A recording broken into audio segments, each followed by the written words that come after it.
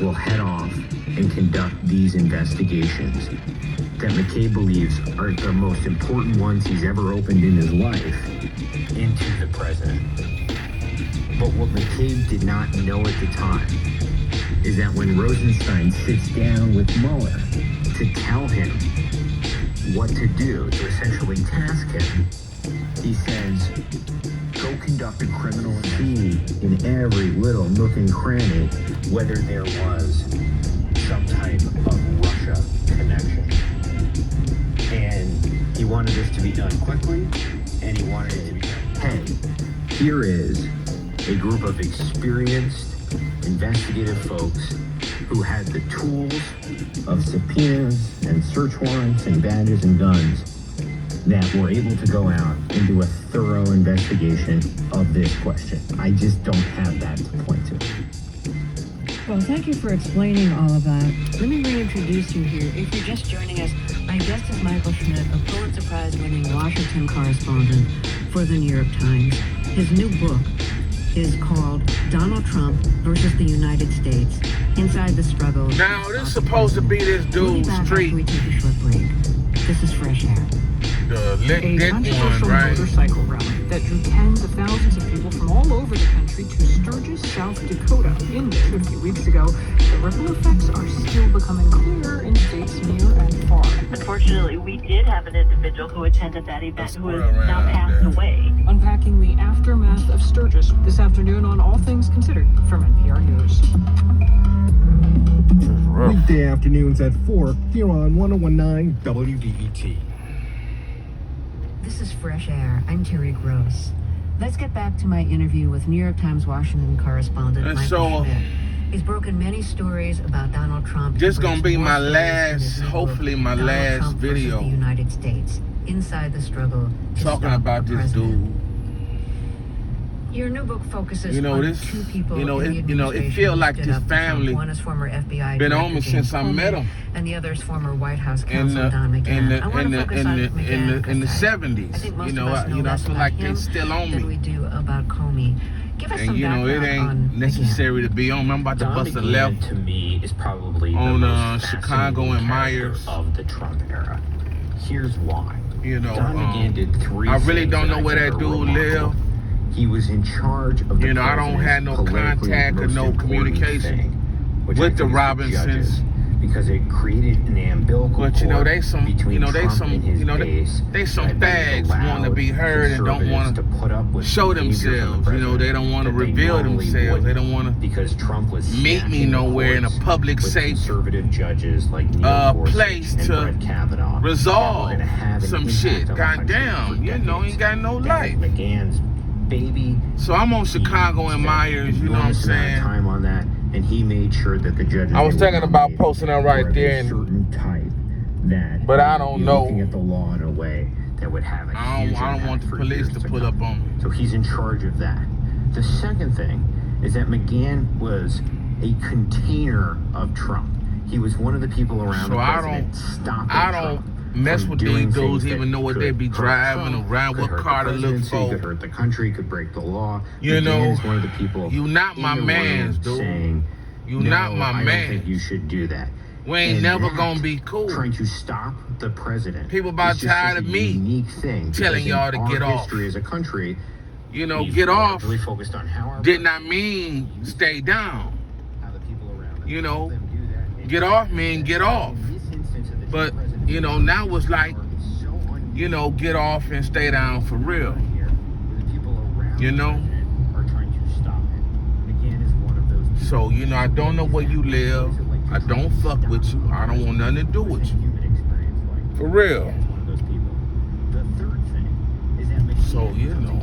Anytime by downloading the iHeartRadio app. To access the Sweat Hotel on demand, just type Sweat Hotel in the search bar. Then make us a favorite so you can check in every day. To get the app, go to iHeartRadio.com. Then search for the Sweat Hotel. Love getting prices that are lower than low on food that's fresher than. That don't got me on the front of a mind. Recession-proof business today. And boom.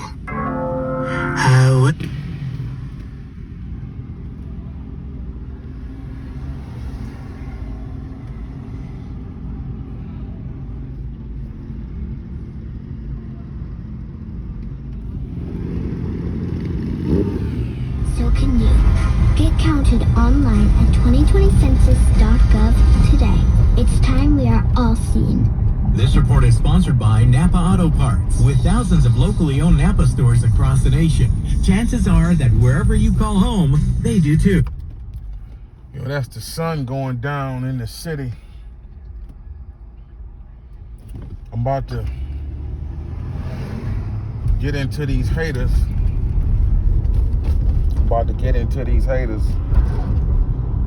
And I hope this last video will do the trick. You know, man, I got a lot of notes. Just because it's written down, you know, don't mean that it won't go quick. I don't even have my stabilizer. I don't even feel like going back home, then leaving. Getting them, I'm about to shoot something real quick. I'm on Finkel and Schaefer right now. You know, like I be saying, I'm not hard to find, man. So, you know, I think I ought to just, you know, get into it right now. I was going to talk about OJ and, you know, how me and, you know, my situation is similar to OJ Simpson's situation. And I'm not talking about,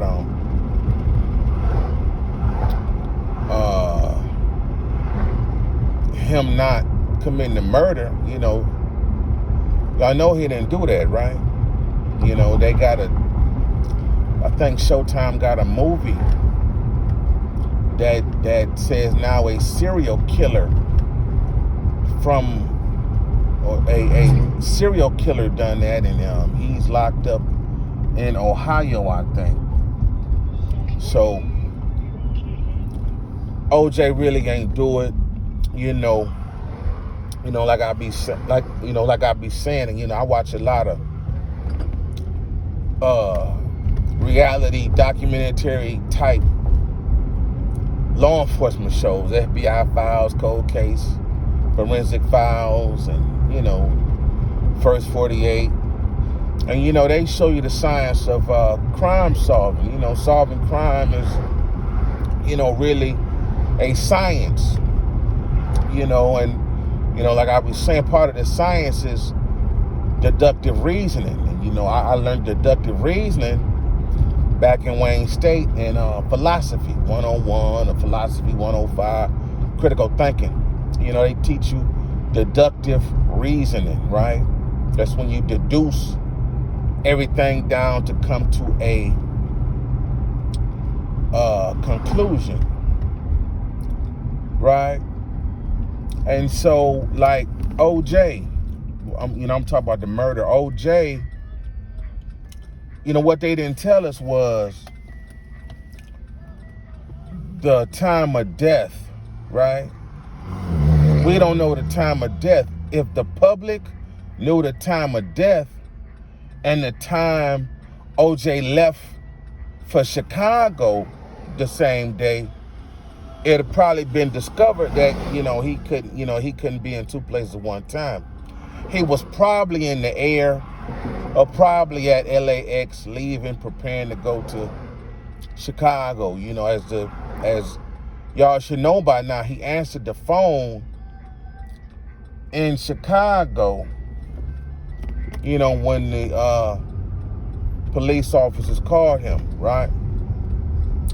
So, deductive reasoning, we could deduce if he was in Chicago and we had the time of the murder, we could say how long the flight took to get to Chicago, the time of departure and everything. So, I really don't think OJ did it, but white people, that case divided the country. That case and other things that was happening at that time divided the country. And the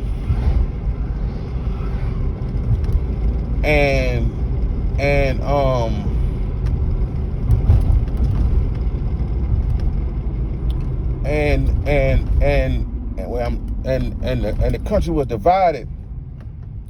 And so white people wanted to see OJ in jail because they thought he was guilty, right?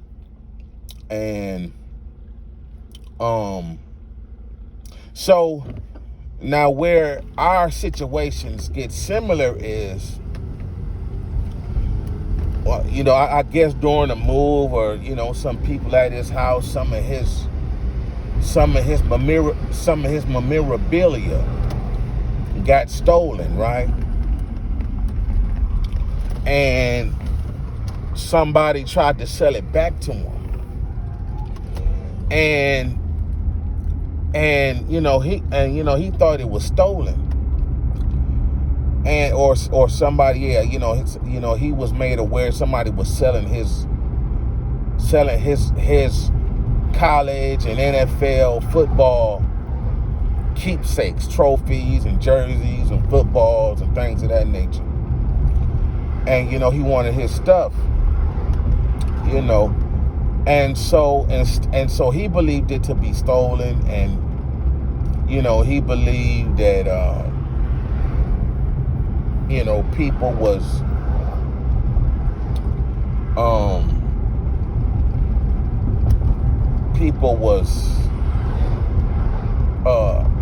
trying to extort money from him, right?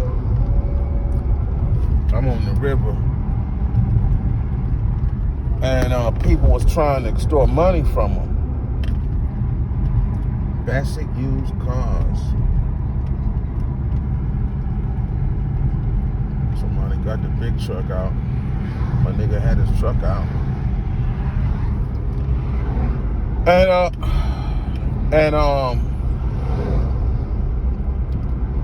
And so he called up his crew.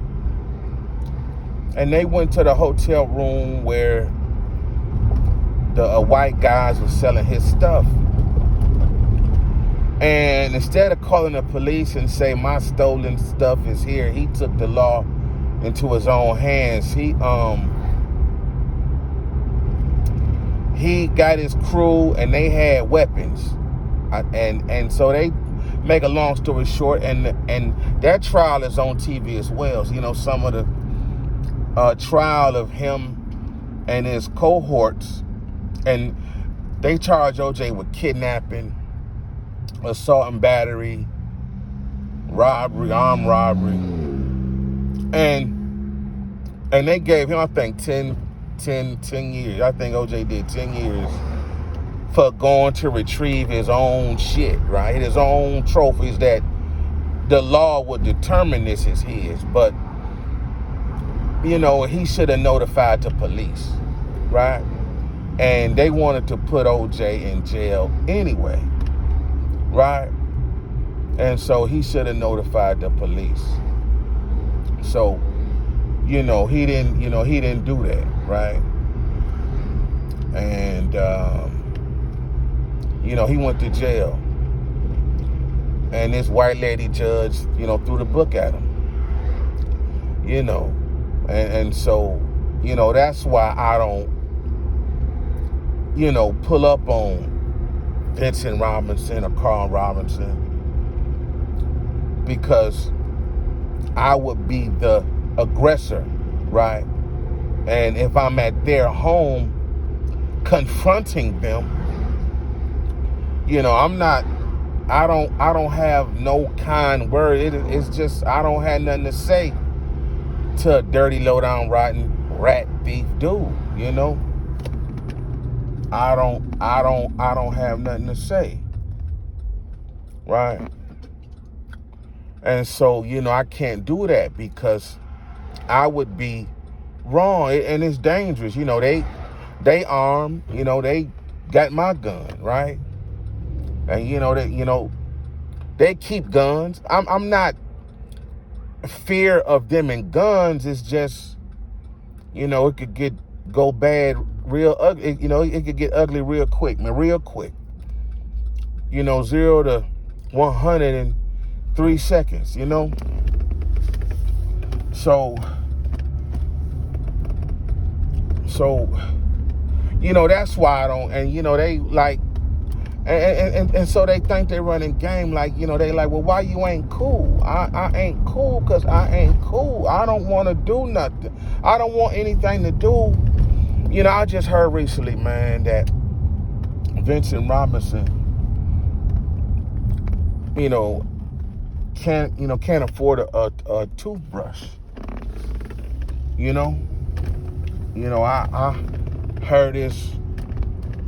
I heard this girl say he ain't replaced his toothbrush in 4 to 5 years. That's how poor they are. He is, right? Him and his little brother Carl. They can't buy toothbrush and toothpaste, right? And so,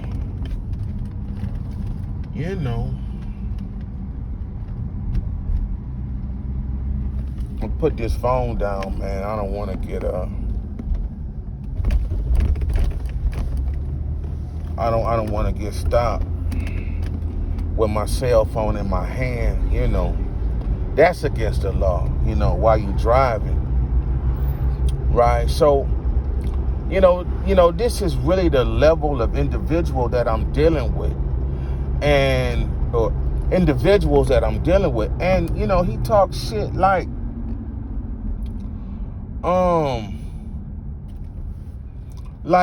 He my equal, or, he not that far behind me, right?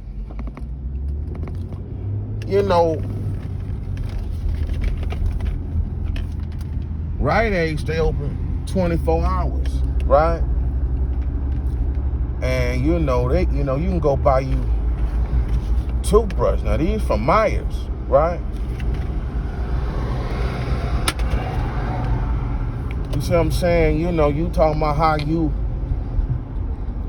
close to catching me, or you my equal, or, you over my head. You ain't never been and never will be over my head. You can't buy toothbrush and toothpaste, and you 50 years old and ain't changed your toothbrush in 4 to 5 years. Ain't bought toothpaste, deodorant, manly shit. You know what I'm saying? So, this how your girl, gonna do you. I'm gonna get in there and talk about, the woman in their life, and, why these women, or this woman, has held on to him for 30 years. You know what I'm saying? That's ridiculous. You see, she give him the foundation to be a hater, right? I remember when they used to fist fight, in the middle of the street. You see what I'm saying? Back in the 90s, they used to fist fight, right? He fighting a girl, but, he living off her.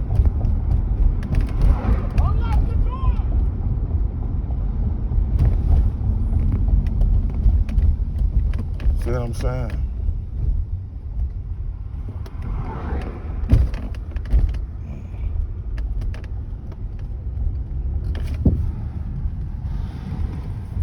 I'm over there in that park over there.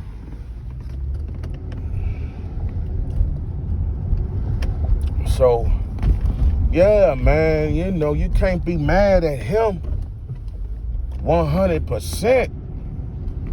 You know, you gotta question the support system of people like them, right?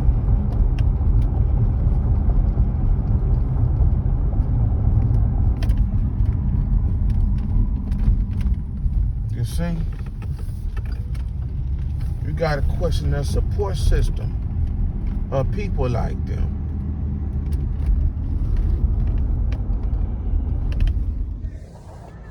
I need some aspirin. So, you know, you got to ask yourself, you know, why do, you know, these kind of women put up with him? You know, his 30-year woman named Mika Jones, you know, she stay on Evergreen. You know, she stay right around the corner. Well, not right around the corner, but in the vicinity of the police where Fat Stank brother work at. You know, and you know, I still don't appreciate, you know that dude putting his saying that I robbed him and didn't say they done it. I'm about to tell y'all something, man. Now, I didn't heard all this. I talked about being tuned in and hearing and things of that nature and having a reading people and knowing people for a long time and having an understanding of human behavior. And after they robbed Fat Stank, after Vincent and Carl Robinson robbed him, he got robbed in 1999 or 2000 or 2001, somewhere. I don't know. I didn't know he had a store. He ain't called me, ain't been called. He thinking low of me. I'm jealous. I don't know what you doing. I'm working, making 1999. I was making $1,000 a week. You know, teeter-tottering from $800, $900, $1,000, $1,100, $1,200 a week. Back in 1999, 2000. I ain't got to rob nobody.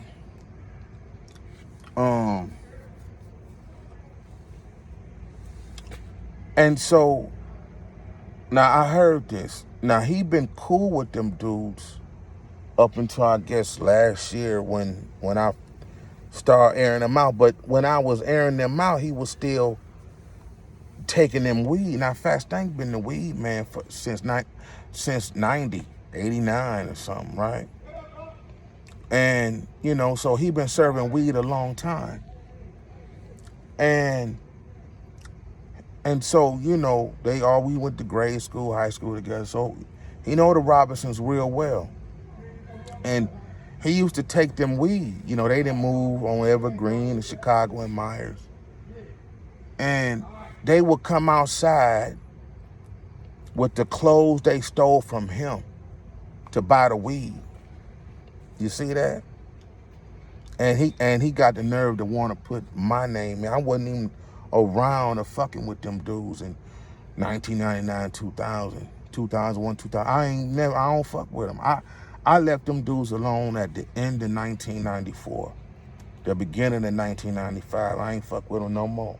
And that's because in 95 they come, and you know, when I was off the east side, they come on Lawton trying to see what ain't shit up, nigga. I ain't fucking with you. You want a plug. You just some disgusting, undesirable niggas. You know? So, you know, man, you know. So, you know, they moved from the east side to Evergreen, I guess, Evergreen and Plymouth. That's what Vincent Robinson is now. His little brother Carl is on Chicago and Myers. I don't know where they live. I don't know their house. You know, I don't know their house, the address of their cars to see them in the driveway. So that's I don't know. You see what I'm saying? But, you know, he been with this woman 30 years, and Carl Robinson been with Vincent Robinson woman, sister, for I guess about 20 years or 15 years. And, you know, she on welfare too. You know, and, you know, it's it's like if they women leave them or ask them to leave, they don't have nowhere to go. You know, they don't have no money, no car, no nothing.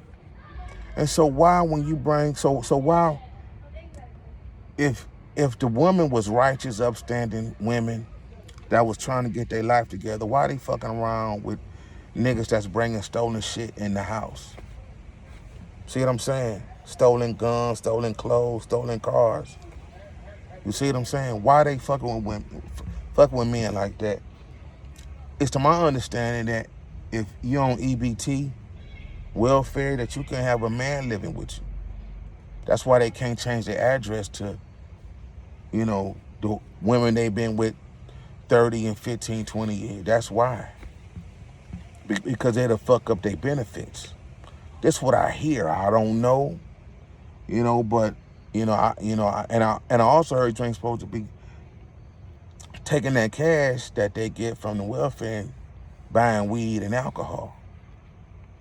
You see, you know, they didn't care Fat Stank in business, and his girl on welfare. Fat Stank girl on welfare, he talking about he paid, and, you know, she feeding their household from what I understand. You know, that's what Doodoo Brown told me a long time ago. So, because he on welfare, you know, he got a bridge card. He told me he get $200, $100. They on welfare, man, you know.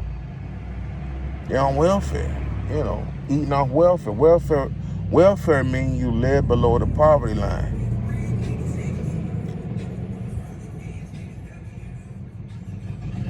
Look like AB. Dude had a thick beard like AB. Adrian Bronner. This road past, that ain't him though. AB out of Cincinnati. Shout out to AB. But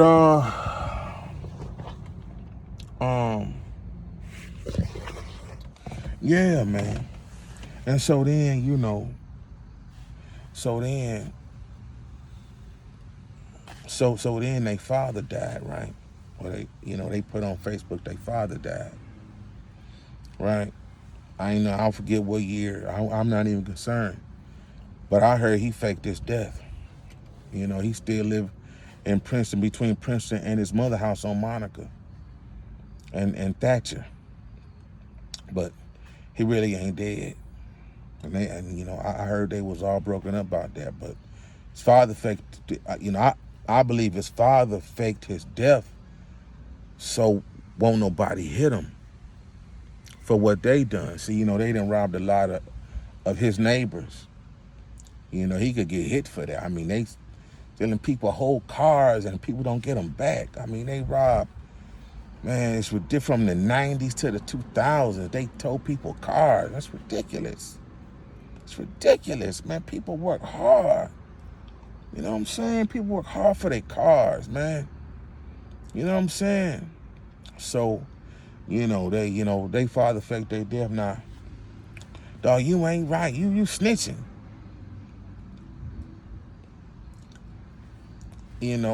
How was the victim a snitch, right? How am I a snitch? Huh? I ain't down with them. It's only snitching if you tell on people you down with. You see what I'm saying? Once they cross the line at 94, we threw all that shit out the window. You know what I'm saying? And, back to the science of criminology, solving things. If it comes down to a person's word. Lie detection is inadmissible in court, but it gives the people, law enforcement, other people, a measure of your word and honesty, right? They can gauge if you being honest or not by taking a lie detector test and through other lie detection means, right? You can't show and prove. You see what I'm saying? So, man, they ain't trying to be my friends. You would go, Carl Robinson talking about he wrong and he crazy, but he won't take a lie detector test. You see what I'm saying? So, you know, man, I ain't done nothing to them dudes, man. You know, they daddy fake, man. He don't want, I think want to beat his ass too. You know, he changed his name from Vincent Robinson Sr. to Kamal Daja. Some shit like that, Daja. Some shit. I don't even know. So, but he ain't dead though. My mother, he passed. I say, how he ain't dead? How you know? I say he don't get sick. You know, he been taught to eat. You know, he been a vegan and taking vitamins and supplements, and he was 40, 30 years old. He don't get sick. You know, he ain't die. How he died? What? You see what I'm saying? So he laying low somewhere. So, somebody catch him somewhere and break his jaw. You know, in a grocery store parking lot, cause his sons ain't shit. You see? So, you know, man. Yeah, let me check my notes. Yeah, and so, you know, man, it's like, you know, them dudes so two-faced, man. They, you know, it's the Gray brothers, right? The Gray brothers lived across the street from me. They was best friends with Vincent. Paul and Otis and Vincent all had the same kind of car. One of them Malibus, you know, the older version Malibus. You know, Vincent had a gray one. Otis had a green one. It was his cousin. That's what he said, it was his cousin, Cha-Cha. You know, and Paul had a brown one, a tan one, right? Tan brown, caramel color, Malibu, you know, the old kind, right? And so they was best friends. They was best friends. Vincent got out of jail. Paul been working at the Ram's Horn for a long time. Vincent got out of jail. Got him and Otis a job. I don't know what year this is. Fat Stank told me this at the store in 2004. So I don't know how long ago it had been. But he got out of jail. Paul got him a job. They stole from the Ram's Horn, right? They got fired. They don't work at the Ram's Horn no more. Paul's little brother Steve went to jail for some weed that he bought from Fat Stank, sold to an undercover in Redford. Went to jail. I think it was a couple pounds, right? So Steve ought to know better if the man was white. He ought to know better, but he trying to branch out. Fat Stank been selling weed, like I say, since I know 1991, and and it was probably 2 years or 3 years before that. So, and he ain't never been to jail for weed, guns, nothing. He never been to jail. His big brother better than police. So, who really snitching, right? But Steve go to jail. Steve get out, and Steve get out in 04. I seen when he got 04. I ain't seen Steve about 10 years. He come out his mouth sideways. I said, oh shit, these niggas. I don't fuck with Steve no more. But come to find, Steve had a white Lincoln that he bought when he got it. Now Steve kept cars all coming up. Steve worked at Champ. Steve worked. So Steve stayed in some money, right? A little bit of money, because he was working, right? Had kids to feed and shit, right? Steve bought a white Lincoln. And Vincent and Carl stole it after he got out of jail. That's what kind of friends they is. I remember Carl come around the corner talking about some boots Paul gave him, because they were the same size and shit. Now, Paul a big dude, Carl a little dude, but they were the same size. He was all touched, right? How can you turn on people that ain't done nothing to you? You see, this what kind of niggas they is. You see what I'm saying? Now me and Steve fell out. Steve, I got in a fight with Robinson cousin, right? Last name Robinson. You know, I talk about it.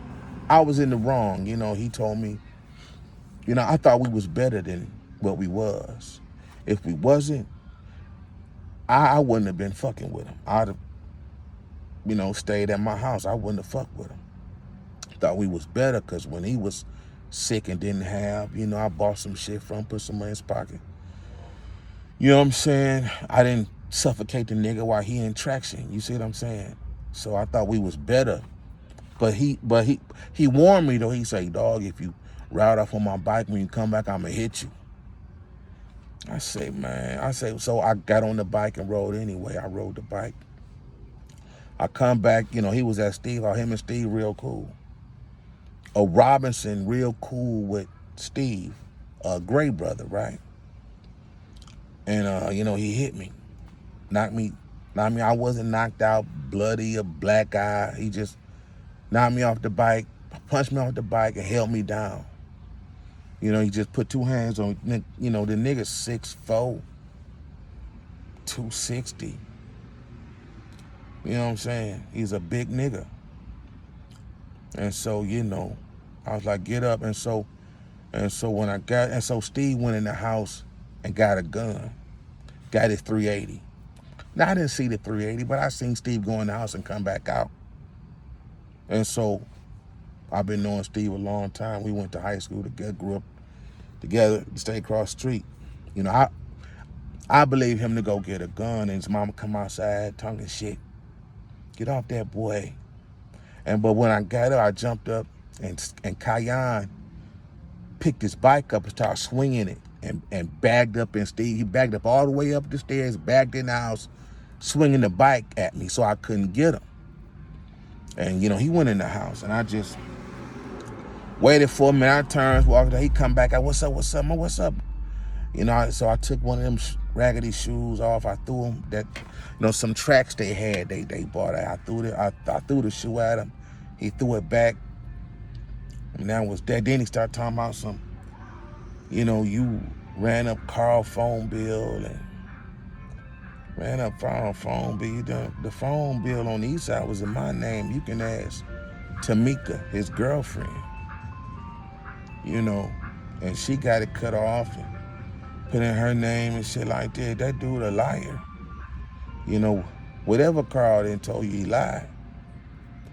And so I was with Tamika and Carl living on the east side, and Vincent and his girl. And some of the bills in my name, right? Come to find out, they broke up. Carl and Tamika broke up, and he stole her car. That's a whole ass dude. You know, this the kind of niggas they is. I have to air him out. I have to. Because people know me to be associated with him, right? In the 90s, and they don't know. But, I mean, if you ain't seen with him in 30, 20 years, you know, it's 26 years, 27 years, how we, you know what I'm saying? So I have to air them out. I have to tell. And I encourage y'all to tell the police, even if you got to go in there and ask to speak to somebody, give their name up. I did that at the Northwest. So if I'm ever legal, got my concealed weapon permit where I don't have to carry it, open carry, I can conceal it, and I pop they ass, right? I'm gonna be well within my rights. You see what I'm saying? You know, this is an open carry state, right? If you don't have a concealed weapon permit, you know, they can take you because you're not open carry, right? So if I ever get a concealed weapon permit, you know, I'll be well within my rights to pop their ass. So, you know, they not my mans, yo. That's a foul ass dude. That's a bitch nigga. You know, and Carl Robinson lied on me. You know, he still lying. I don't fuck with you, bitch ass nigga. You know, I don't fuck with you. For real. I ain't fucking with you.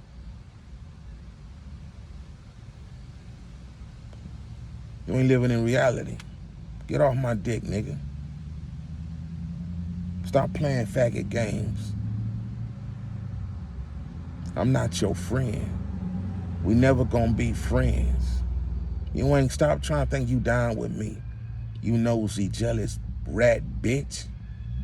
I ain't fucking with your stupid, illiterate, 9th grade flunky, can't read or write or spell, do math ass. Get off my dick, you stupid, black, burnt up, roach looking, stupid bitch nigga. I don't want to play with you on your raggedy mouth, shit smelling breath, faggot ass brother. We ain't friends, nigga. You crazy. You crazy if you think you ever gonna kick it with me again, nigga. You crazy. Nigga, your dream is riding with me. That's how lame you is. I shouldn't be in your motherfucking dreams, nigga. Get off my dick like that, you faggot. You's a faggot at the police. If you thinking, if your goal is to get cool and ride somewhere good, you ain't living in reality, nigga. You ain't living in reality. I don't want to play with your stupid ass. For real. And so they girls, you know, that put up with this shit need to be charged with receiving stolen property, aiding and abetting, accessory after the fact, conspiracy to commit home invasion, right? Conspiracy to commit burglary, right? You know, they've been with these dudes long enough and they received the goods and they, you know, so, you know, man, that ain't cool. You see? That ain't cool. So, you know, man. Check my name. Yeah, and that Fat Stink dude. So, after, you know, they tried to play me, you know, Fat Stink, come to find out he wanted to stay down with him so he could get other people robbed. And his brother police officer. That was his real goal. And y'all take my word, put him on a lie detector test. You know, put him on the lie detector test. You don't have to take my word. You see? You know, he wanted to rob other people, but, you know, so now, you know, they biblical pests, right? Biblical pests. The Bible speaks of pestilence, right? And pestilence used to cover darkness to do what they do, right? They don't like to come out in the daytime, right? They the bloodsuckers of the neighborhood, you know, the 10% out of bloodsuckers are the poor. These pest haters are the bloodsuckers of the neighborhood. Vincent Robinson, Carl Robinson, Fat Stink, Doo Doo Brown, they the bloodsuckers of the neighborhood, man. You know, biblical pests. You see what I'm saying? They use to cover at night. They don't come out in the daytime. You know, they don't do their dirt in the day. They don't want to pull up in the day. You know what I'm saying? I can't come to your house, man. You know what I'm saying? I can't come to your house. For real. You know, if I look a little slim, I've been fasting. I gotta fast. You know. But yeah, man. So and so, you know, they try to keep reminding me of what I did or what I was about in the early 90s, 91, 92, what I was about. And, you know, why I was about robbing money. I was about robbing banks and armored cars and money. I wasn't about robbing people. And I never been about breaking into people's houses. Never. Or stealing people's cars, never. Robbing for me was the least amount of labor, the least amount of effort for the greatest reward. You see what I'm saying? If I could plan some shit, know how much in there, and then, you know, for the, so it take less than 10 minutes. So, you know, some in and out shit or, you know, whatever. But but I was on my own. I can't with my mama, right? And I got to have money. And this is how 18, 19-year-old think. See what I'm saying? I got a little cousin locked up for thinking this way. You know, he had a baby. He was under pressure. He had a baby on the way. And you know, he run up on anything and anybody. And he went to jail shot. You know, a retired police officer shot him, left him in the street, and somebody picked him up, took him to the hospital. And, you know, he went to jail with one of those bags on him. He's still a little cousin. And so, you know, that's what level I was on. You know what I'm saying? Just trying to get it. You know, but I wasn't about, you know, and so, but the niggas I would want shit, they snitches. Every last one of them. A snitch, a Southfield nigga, a snitch. He'd tell, he was geeked, he wanted to do it, robbed it. Man, I was 18, 19 years old, so.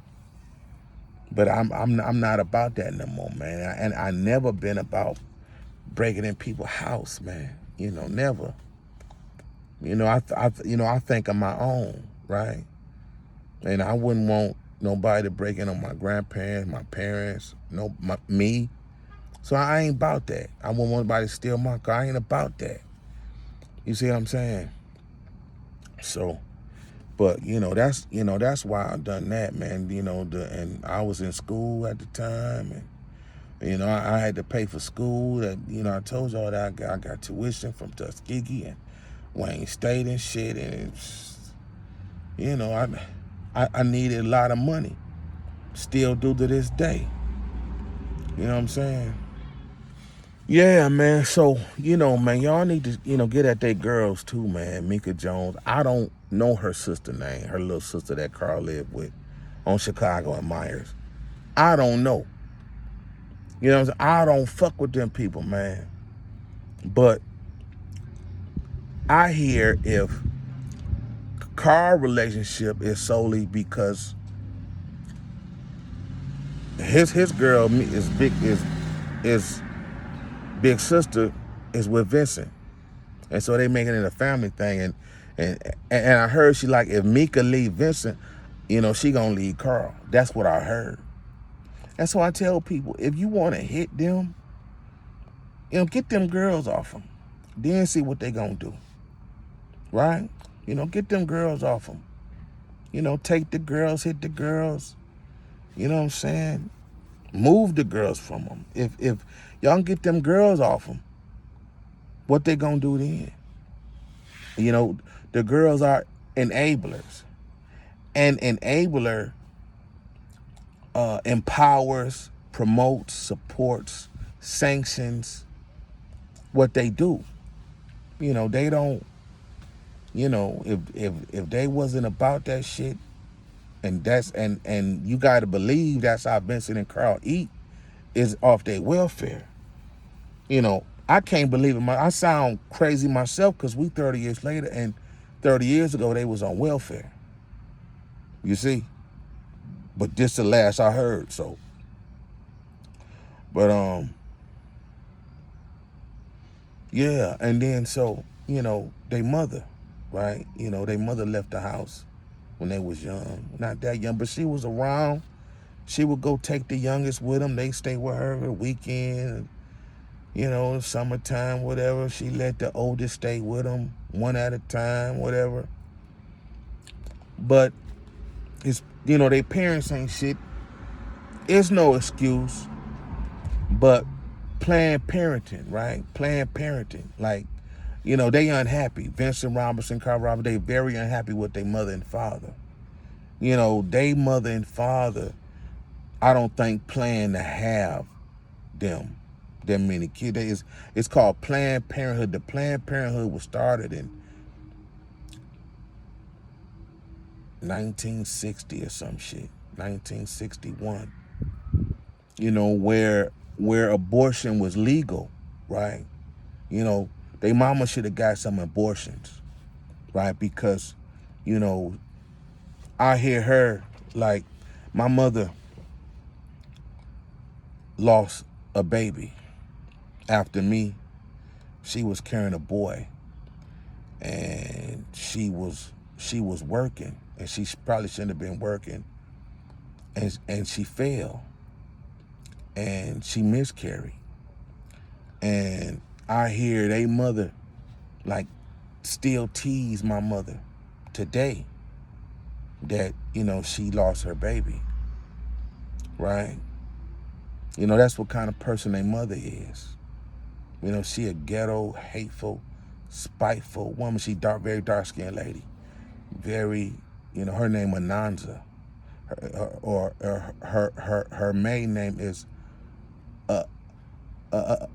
Alita Sheard Sims. When their father changed their name,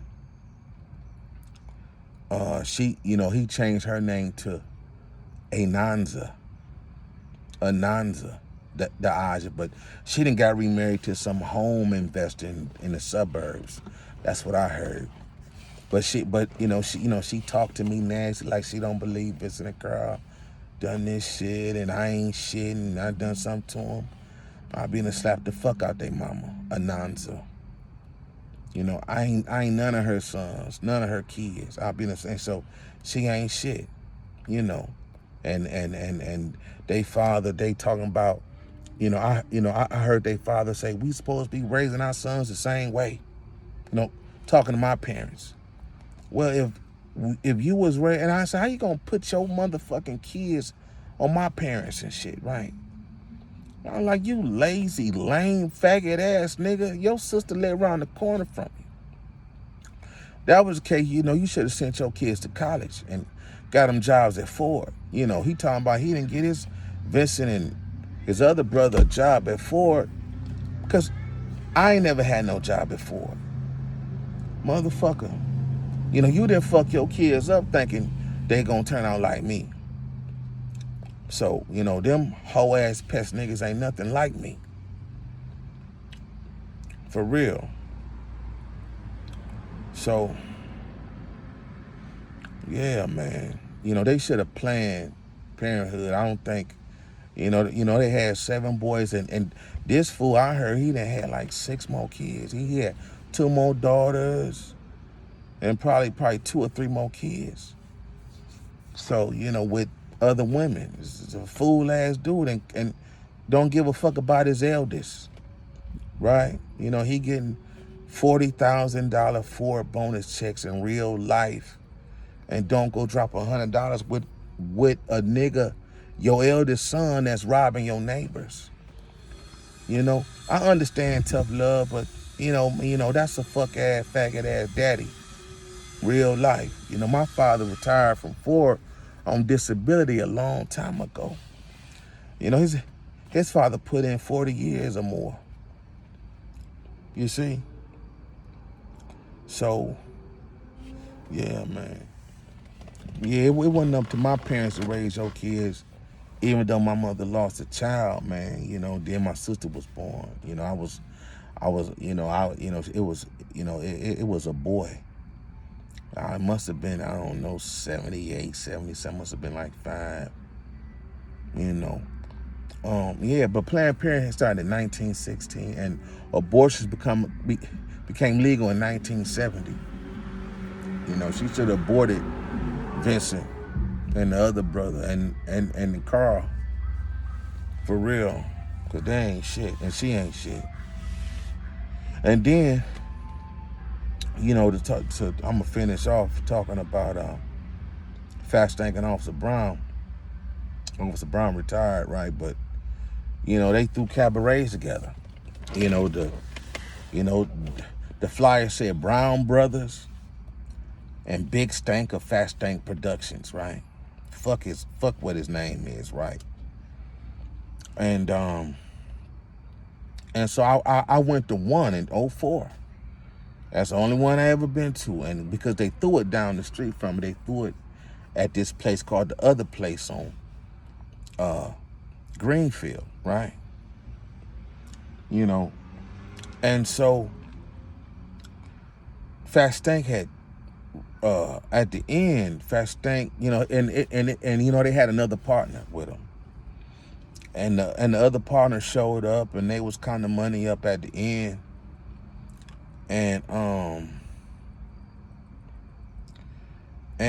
dude say, you know, my money light. And Fat Stank said, fuck you, nigga. And then Fat Stank and one of his homeboys put him in a chokehold from behind and all this other shit. Dude went to the parking lot and shot at Fat Stank, shot at Officer Brown, shot at some old people. And Officer Brown ain't do nothing, he didn't arrest him later on there. We none of that. So, you know, man, you know, these dudes' character ain't perfect for them to be bringing up my past in 90s, early 90s, 91, 92. And they still out here hating and you know, doing, you know, getting shot at. Cause they ain't shit. They gypped homeboy. You know, he was saying all these people in here, and they owed him. Now, Fat Stank told me this the next day. You understand? Fat Stank told me this the next day. You know, and I'm like, man, you know, and so he didn't say he gypped him, but when I was like, you gypped him because, you know, he was still tripping about being robbed, right? And so I guess if it's 99, so I guess it's 4 or 5 years later, he's still tripping about being robbed, right? I don't know when he got robbed or when he opened. I don't know. He didn't call me, right? And he told me, I see you pop up in townhomes, and he was jealous in the motherfucker of me, jealous as hell. And I'm thinking this, my mate's a jealous ass dude, very jealous. So, you know, man, it's getting dark out here. You know, I gotta be like I Am Legend and shit. Put some water and bleach all around, going back in the house and shit. These pest ass haters. For these pest ass haters and shit. So, you know, y'all need to get off, man. You know what I'm saying? Doodoo Brown, I don't fuck with you, man. You making a fool and a pest out yourself, nigga. You ain't real. You know, I'm a grown ass man, dude. I ain't check with my mama or my father make no move or Fat Stank to make a move at you and Carl Robinson, the lick dick one. You know, y'all check with this nigga for weed and to make a move about y'all life. Really? 30 and 20 something years later, going on 27, y'all check with Fat Stank. Nigga, man, listen, man. Listen, man, y'all need to get off me. And listen, I'll be trying to tell y'all gotta communicate better with that dude. And you know, you gotta ask for communication and clarity with him. But I ain't never fucking with you. But you see, I'm cool. I just ain't fucking with you. See what I'm saying? I ain't fucking with you. So, you know, man, I ain't never fucking with you again. For real. Y'all can't I feel good about it. Oh, it's liberating. It's freedom. Y'all slaves. Y'all some bum ass, broke, stinking, smelly niggas.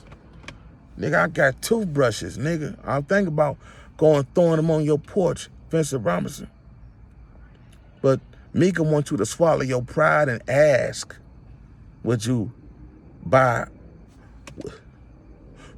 you a toothbrush? Right? Man, you swallow your pride, dude. Get off my dick. Cause, you know, you ain't over mine. You can't buy a toothbrush.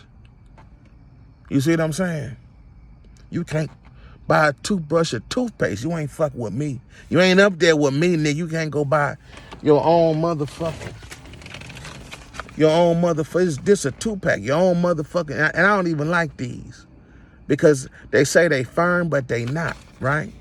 They like medium or soft. This some bullshit. I want my money back.